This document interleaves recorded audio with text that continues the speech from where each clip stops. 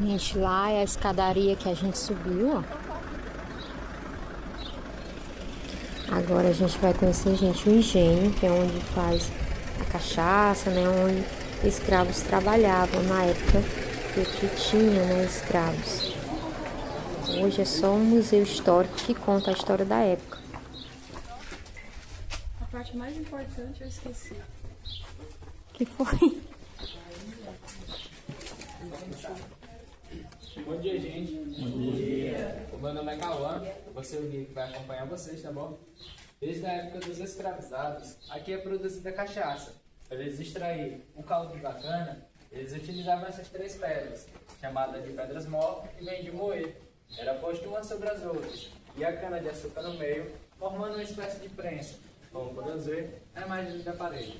Naquela época o trabalho era tudo muito complicado. Tem vantagens? É bom? Foi a segredo. Nossa. Amortão. Estamos na varanda da Casa Grande. Essa casa, ela foi construída no ano de 1750. Aqui em cima moravam os senhores de engenho. Embaixo a moradia dos escravos. Por essa cabeça de boi ser um pouco antiga, nela contém uma lenda.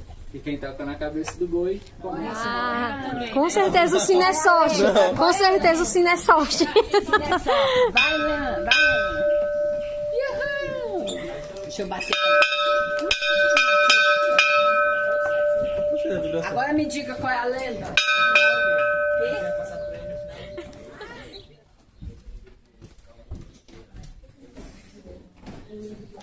uma cachaça. Um deles foi Simeão Teles. Com o fim da escravidão, Simeão vende a fazenda para o seu Juvenal de Carvalho. Seu Juvenal de Carvalho foi casado com Dona Mariquinha. Ela tinha um filho. Ele veio se tornar ser padre, mas ficaria feio um padre dar continuidade na venda da cachaça.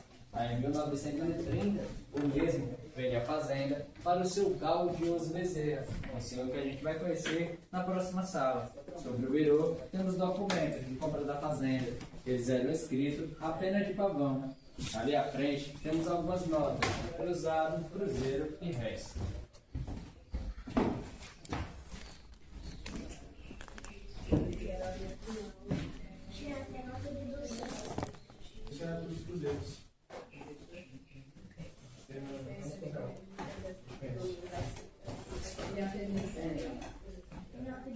Esse casarão é bem antigo e guarda muitas histórias do tempo em que havia escravos aqui, que você vê algumas fotos, imagens da época, documentos.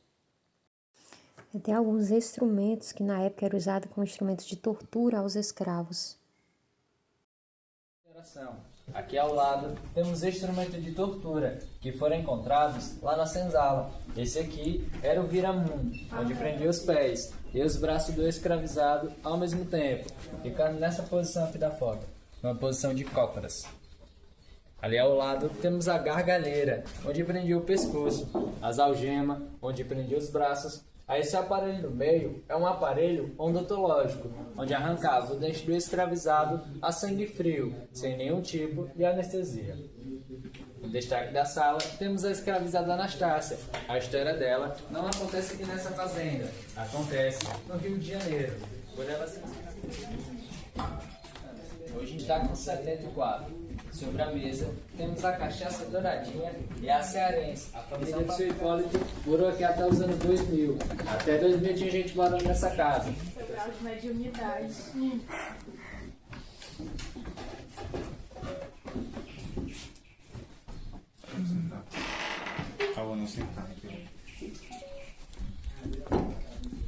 Chegando aqui na cozinha, podemos notar que o chão ele não tem nenhuma falha.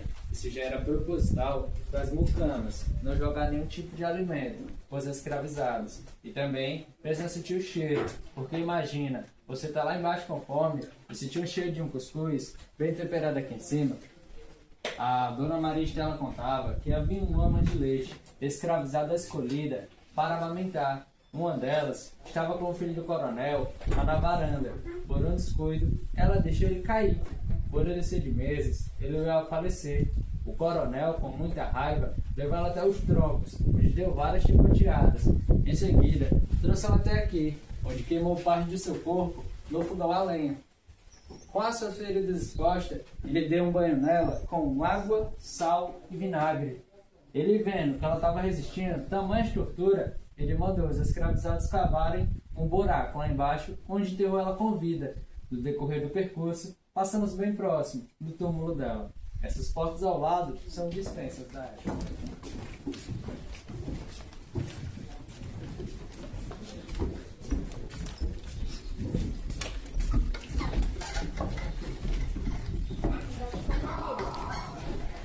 Pra não cair em cima do morcego. Chegando aqui no quarto, podemos notar que o chão ele não tem nenhuma falha. Isso já era para prevenir a privacidade do casal. E portas e janelas eram grandes para demonstrar mais riqueza, enquanto que naquela época eles pagavam por imposto.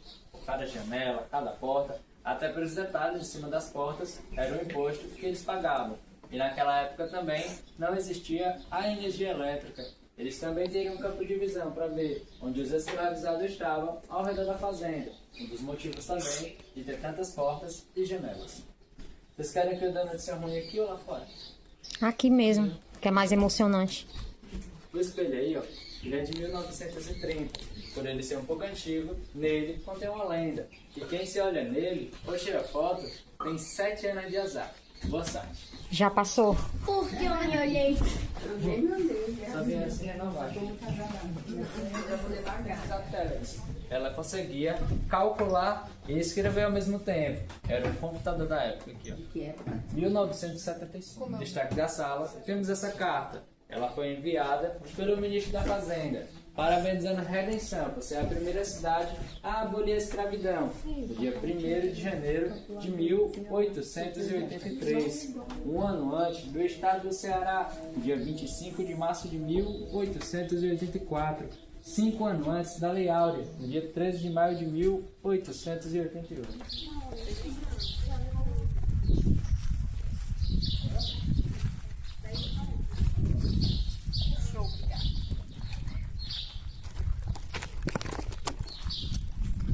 Agora a gente vai entrar na senzala.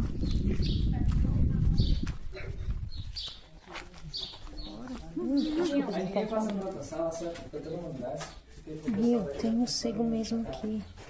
50 a 60 escravizados, homem, mulher, criança. A idade deles não passava dos 35 anos. Essa primeira sala, ela era posta com um vira-mundo, aquele instrumento que eu mostrei lá em cima. Era posto um escravizador de cócoras e empurrado até o final. Dá para notar que a senzala, ela vai abaixando. E essas cavidades da lateral, elas não existiam. Aqui era um canto úmido e escuro. Que legal! Não coisa a gente não? Não, mostre nada desse jeito, não. Estou me sentindo Batman. É assim que começa, né? É um monte. Cara, gente, é muito baixo. Depois tirar, melhor.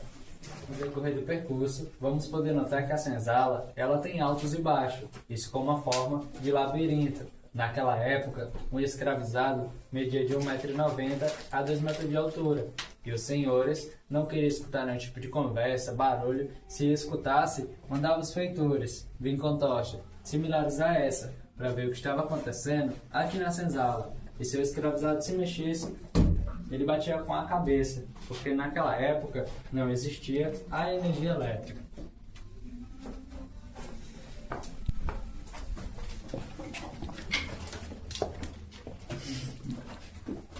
Rapaz, aqui era o famoso tronco. Mas vou ficar bacana não, mas é mesmo, seu. Essa aqui é a sala dos troncos, chamada de castigo de novena. O escravizado passava 9 noites apanhando. Quando era de manhã, era liberado para o trabalho. E se viesse a sangrar, o escravizado era banhado com água, sal e vinagre. Isso para não inflamar. Aqui era posto um escravizado que desobedecesse. Ele era posto de frente ou de costa e levavam de 50 a 60 chicoteadas por noites. Ali ao lado temos alguns chicotes similares da época. Esse primeiro era o rabo de macaco. Nele não continha nenhum objeto perfurante. Ai, A que frequência, susto!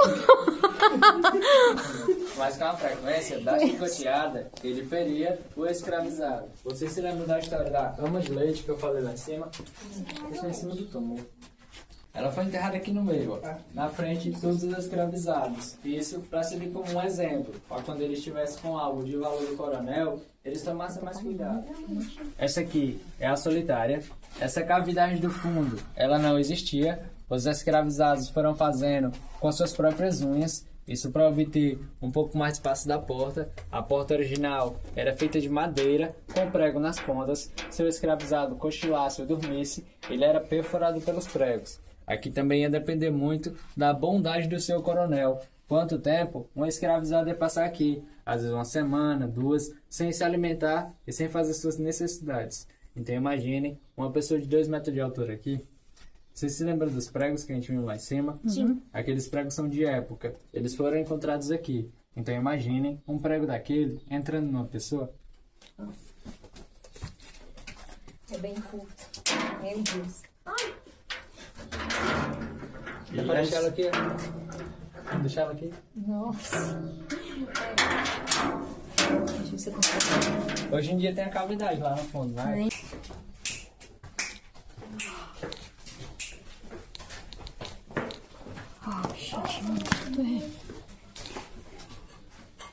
Aqui temos o teste de resistência, onde era posto 2 escravizados da canela fina. Naquela época, o da canela grossa era visto como preguiçoso. Aqui era posto 2 escravizados. Quem sobrevivesse virava o reprodutor da fazenda.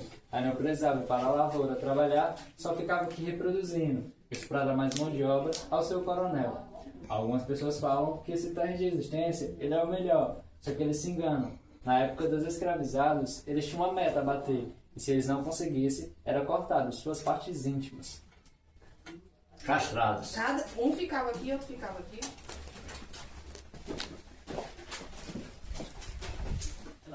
Ele ficava de ponta de pé, com o peso do próprio corpo, ele acabava cortando os pulsos e obtendo a doença do tétano. O senhor, já sabendo que esse aqui ia morrer, jogava ele para a lavoura, para trabalhar, e comprava outro escravizado. Isso para ele não perder nenhuma mão de obra. É esse que trabalhava ferido até a morte.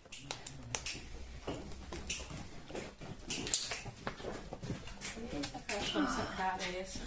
Achando a cabeça aqui, porque é bem baixo. Cachaça cara Ui, é essa. tem subido aqui.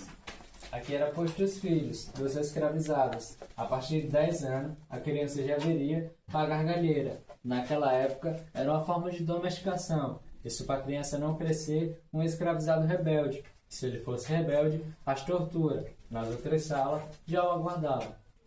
Essa porta dá direto na cozinha. Era onde as mucamas vinham deixar comida para os escravizados. Nessa comida vinha um resto de comida dos coronéis, que viraram comidas típicas hoje em dia, como a feijoada, a buchada, por conta que faz a mistura. As mucamas não viviam aqui na senzala, viviam no quarto ao lado, que vou mostrar a vocês.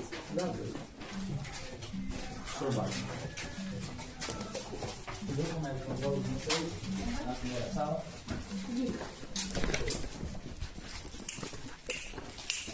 Estava sem a presença da sua esposa, ele viria até essa janela, onde escolheu uma delas para usar. Ela teria que entrar por essa porta. Se ela não fosse, ela era torturada. E se a mulher do coronel viesse descobrir a tal traição, ela era torturada de outras maneiras, como cortar o bico do seio, o cabelo e a face. Isso já para o coronel não tem mais nenhum olhar para aquela escravizar. E agora temos um passeio pelo canavial. Vocês querem ir a pé ou de carroça? Eu queria a pé. Parece a manguita. Aquela manguinha pequena. Uau. Isso aí é fedorentinho, né?